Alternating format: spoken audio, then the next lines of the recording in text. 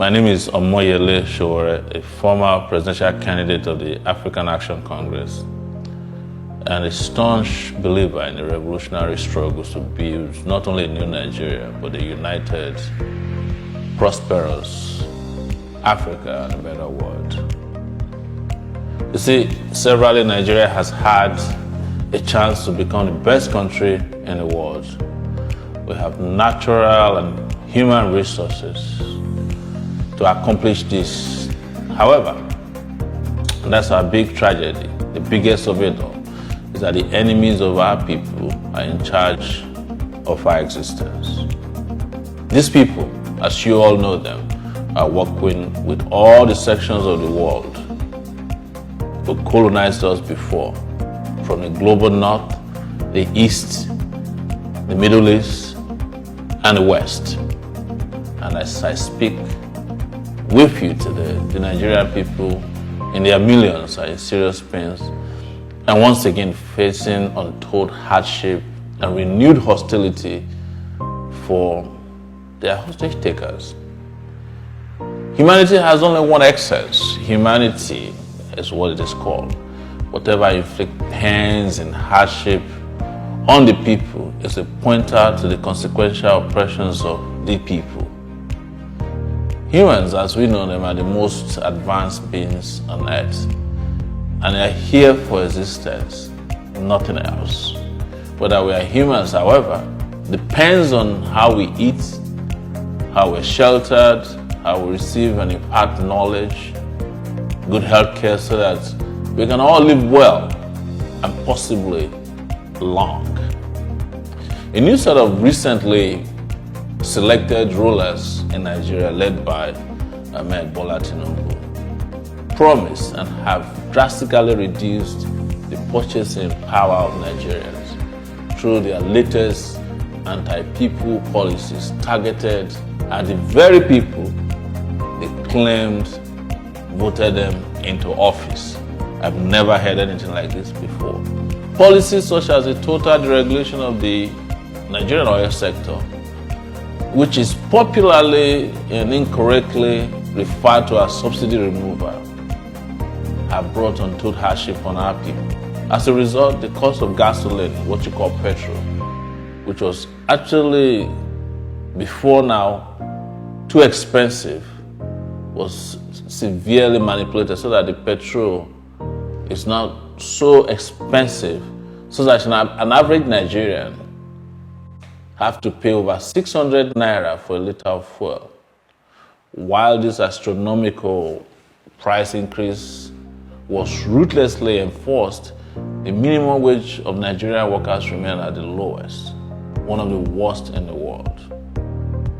So, do not be deceived when they say we have saved some unreal and bogus 1 trillion naira. Question is, where is the 1 trillion naira? And why is it that after saving 1 trillion naira, your life have not changed? The fact is that the oil barons have made trillions of naira and plenty of dollars thus far, as Tinubu have come to help them destroy the naira by also imposing what they call currency devaluation. How can anyone delete the economic value of the country's currency and expect economic development? That's the question that we ask. So what that means is that the global business community can come buy from your market without any real value added to your economy because you don't have a currency. You don't have a real fixed or valuable exchange rate. So floating the naira was an oxymoron. It's actually throwing the naira overboard so that it could sink to the bottom. And that they have achieved. And the worst has now happened to our people economically. I'm here speaking to you today once again because 4 years ago, I was abducted by the lawless DSS, a criminal set of officials led by the current guy there, and his name is Bichi of the DSS. As of today, 4 years ago, I was spending my second day in solitary confinement and detention by the roguish state security services who had abducted me from Lagos and flown me to Abuja. The reason, they said I was trying to project answers that they are all afraid will shut down the system against their class.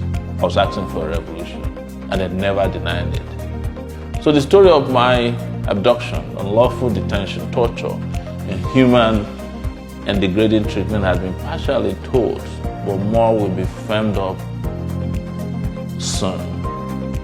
So what is important is that I was never shaken. I had prepared myself for that day and beyond. And I even said before I was taken that there's no judge that can try a people that are fighting for liberation. Until today, none has come up and none has succeeded. So Nigerians should never be scared of these cowards. They've mostly survived against you because they're exploiting the ignorance of hundreds of millions of Nigeria. They have used fear, poverty, religion, division, and violence to entrench themselves in power. They've captured the Nigerian state because for so long, Nigerians have been complacent and too fearful to fight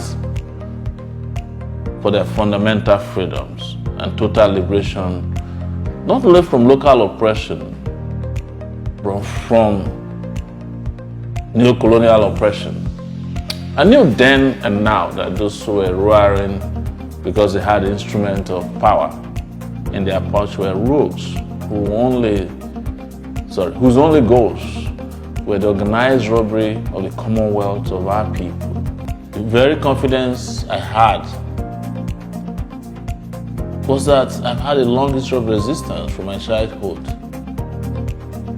starting from my disdain that I had for the police when they raided my village in Ondo State in 1980.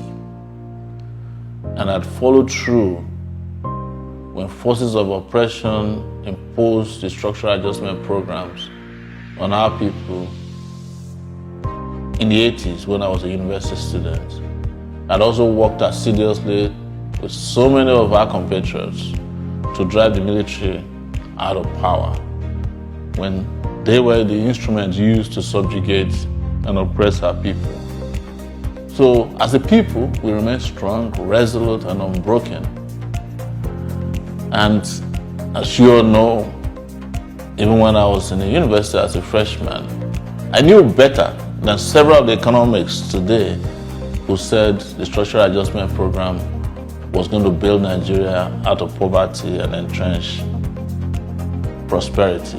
It never happened, but they have not changed their ways because they lack vision. They don't understand us and they don't understand our economy because they do not represent us as well. You see, I'm not new to poverty. I grew up poor in Niger Delta region, even though the wealth of my nation comes from there. And it's a well-known fact. But by growing up there and my experiences confronting oppression has sharpened my personal disdain for impunity, because I feel sad that Nigeria ought to be the most admired nation in the world. It ought to be a country that has progressed beyond this several decades ago. But you know, the rogues controlling our country build booby traps that has now pushed over 150 million citizens of our country on the verge of extinction through what is globally known as multidimensional poverty. In this country, we have 200 million people, and nobody can tell you that any one of them is doing well, except a few. So the ineptitude of the economic leaders who are practically incompetent cannot be solved by rewarding them with our complacency or our ignoble humility that could only bring disgrace and more debt. This nation must fight its way out and win. We are addressing you today as a movement that has also participated in political activities. But most importantly, we are citizens who believe only a revolution can bring about a new order, whether by ballot or a popular uprising. We know Nigerians are angry as it is because the harsh economic conditions, the insecurity in the country, lack of opportunities, and the denigrating conditions under which we live couldn't have made anybody happy. But we have also allowed our leaders to impose upon us very cruel policies that have made life even more harsh. Today, we're here to remind you of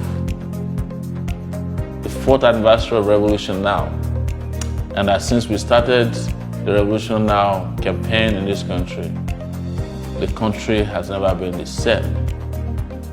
We are here to reach out and thank those of our colleagues, our comrades, brothers, sisters, both in Nigeria and in the diaspora, our friends who may be non-Nigerians, that we're still standing tall and we are determined to achieve a revolutionary end and put an end to what has become a country of sorrow, tears, and blood.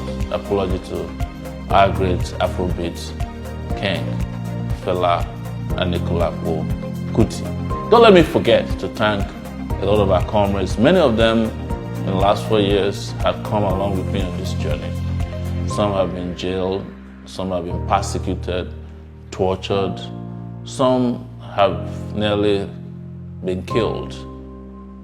We have relatives, family members who have had to pay the ultimate price. And we are thankful that they gave it all to make sure that their country becomes a better country. We are assuring you that the revolution flame will never die until Nigeria is totally liberated. And those who have made it their duty to impose suffering on our people, to oppress them, to kill them, to keep them in perpetual state of poverty, ashamed and disgraced, and permanently deleted from our national space. Thank you very much.